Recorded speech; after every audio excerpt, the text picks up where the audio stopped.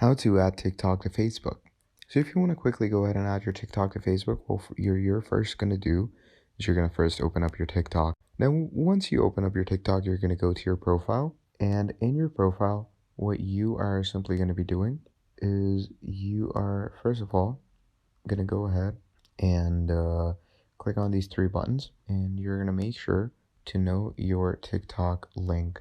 So usually your TikTok link will appear here.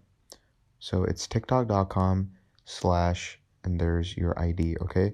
So what you're going to do from here is copy that, come to your Facebook. In your Facebook, you are going to go to your profile. In your profile, click these three buttons. And over here, you are going to add in your profile link. And you're going to edit your profile in this way that you come down here.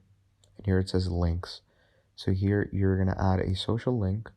Okay, the platform, you're going to choose TikTok. Okay, there we go.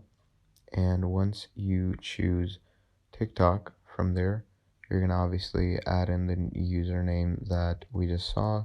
Once you do that, click on done, click on save, and that is how you can connect your TikTok with your Facebook.